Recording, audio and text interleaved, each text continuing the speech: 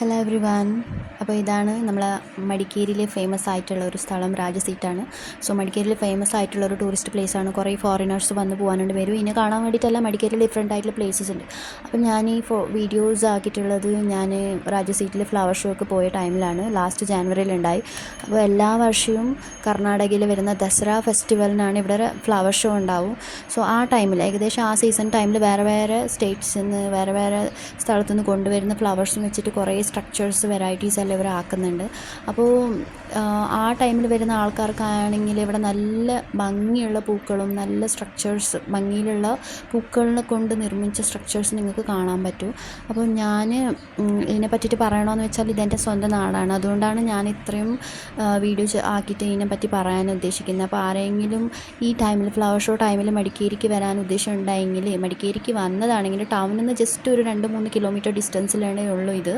അപ്പോൾ നിങ്ങൾക്ക് ഇവിടെ പോയാൽ എൻട്രൻസ് ഫീസ് എന്ന് പറയുമ്പോൾ ഒരു 20 റുപ്പീസ് അത്രയേ ഉള്ളൂ അഡൾട്ട്സിന്.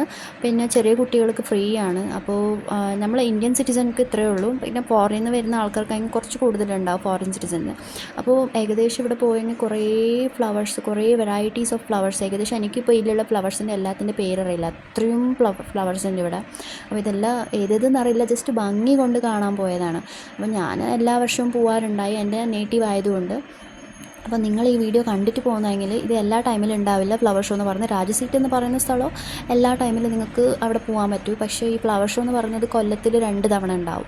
അപ്പോൾ ഒന്ന് നമ്മളെ ഈ ജാനുവരി ടൈമിലാണ്, മറ്റൊന്ന് നമ്മളുടെ ഞാൻ പറഞ്ഞിട്ടില്ലേ കർണാടകയിലൊരു ഫെസ്റ്റിവൽ, ആ ഫെസ്റ്റിവലിൻ്റെ ടൈമിൽ, ദസറ എന്ന് പറയുന്ന ഫെസ്റ്റിവലിൻ്റെ ടൈമിലാണ് ഇതവിടെ ഉണ്ടാവും. അപ്പോൾ നിങ്ങൾക്ക് പോയെങ്കിൽ ഏകദേശം മാക്സിമം കുറേ ഫോട്ടോസും വീഡിയോസും എല്ലാം എടുക്കുക. ബിക്കോസ് അത്രയ്ക്ക് ഭംഗിയായിട്ടാണ് ഇവിടെ സ്ട്രക്ചേഴ്സ് എല്ലാം ഡിസൈൻ ചെയ്തിട്ടുള്ളത്. നിങ്ങൾ ഫോട്ടോസിൽ നോക്കുക, കുറച്ച് ഫോട്ടോസ് എൻ്റെ മോള് നിന്നിട്ട് പറഞ്ഞാൽ അവൾക്ക് ഫേവറേറ്റ് ആയിട്ടുള്ള സ്ട്രക്ചർ മാഷ, അമ്പയർ അങ്ങനത്തതെല്ലാം ആക്കിയിട്ടുണ്ട്.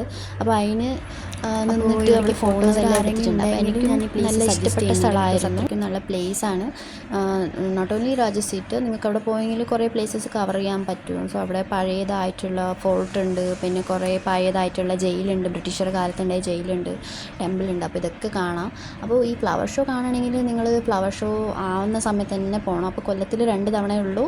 അപ്പോൾ ഒന്ന് ദസറ ടൈമിലാണ്, പിന്നെ ജാനുവരി ഡിസംബർ ആ ടൈമിൽ പറഞ്ഞാൽ വിൻ്റർ സീസണിലാണ് ഏകദേശം നല്ല ഭംഗിയുള്ള ഈ ഫ്ലവർ ഷോ നടക്കുന്നത്. അപ്പോൾ പോയാൽ നിങ്ങൾക്ക് കുറേ ഫോട്ടോസ് വീഡിയോസും കാര്യങ്ങളെല്ലാം എടുക്കാം. നിങ്ങളെ ചിൽഡ്രൻസ് ഫാമിലീസ് എല്ലാം നല്ല എൻജോയ് ചെയ്യും. ഫാമിലീനെ കൊണ്ടുപോകാൻ പറ്റിയ സ്ഥലമാണിത്.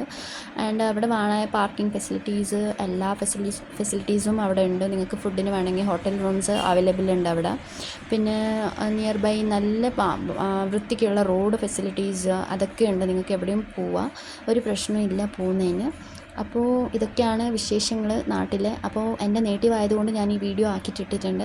അപ്പോൾ ഐ ഹോപ്പ് എല്ലാവർക്കും ലൈക്ക് ആയിട്ടുണ്ടെന്ന് പറഞ്ഞിട്ട് വിചാരിക്കുന്നു. അപ്പോൾ വീഡിയോ ഇഷ്ടപ്പെട്ടിട്ടുണ്ടെങ്കിൽ ദയവായിട്ട് ലൈക്ക് ചെയ്യും.